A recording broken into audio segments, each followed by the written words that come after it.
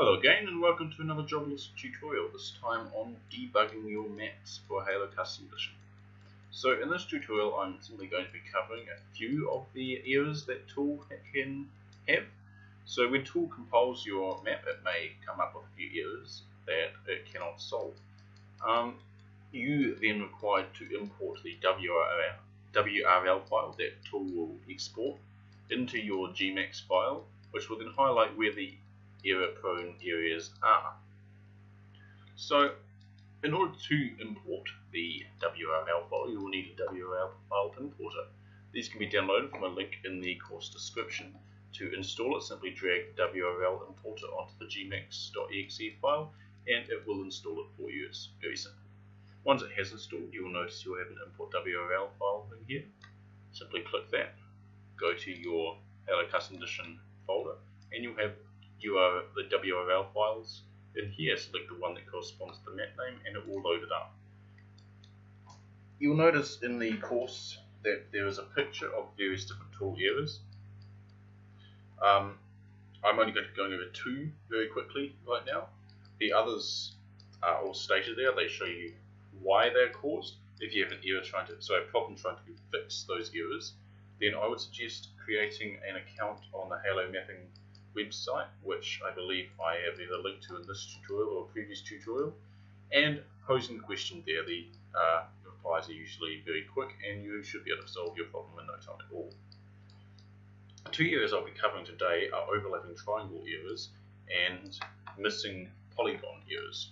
Sorry, open edge errors. So for an open edge error, it's very simple to solve. You'll just find that there is a missing polygon in your map. So for example, maybe this one here was gone, and you just need to redraw that one. So to do a redraw, you simply go create, and then click and drag in an anti-clockwise way around your item.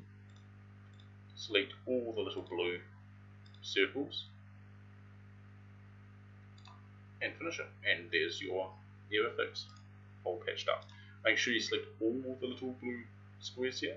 If you miss any, then it will come up with a different error, well, actually the same error once again, for a very, very narrow gap.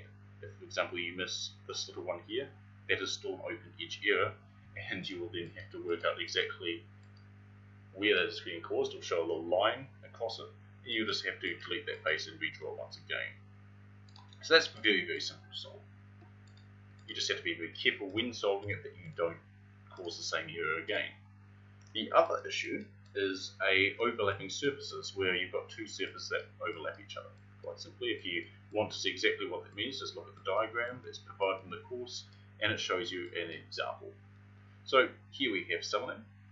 To solve one of these issues, I simply just need to redraw the area that is causing that problem. So I'm just going to find an easier one to redraw. There we go, there's one of them.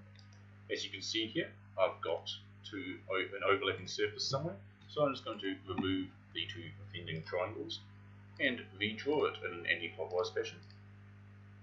There we are, problem fixed. Very, very simple to do. Notice I do have to reapply the texture once again, but very easy to do once again, provided you've got all the texture set up correctly. Okay. So you may be wondering what this map here is. It's just simply a BSP from a single player map that I am working on, and when I compiled it there are a lot of errors. This is why I said in an earlier tutorial it's best to stick with an artificial environment, because as you can see the cliff walls are very prone to having errors occur. There are errors and then there are warnings when compiling a map. A warning will still allow you to compile the map, but it may result in some strange occurrences. For example, a piece of ground that you can walk right across. If you throw a grenade at the piece of ground, the grenade will just disappear straight through the ground. Things like that. They don't stop the map from compiling, but they can still be annoying, and you may want to fix them if you wish to release the map. So, that is the end of this tutorial. I hope it was helpful.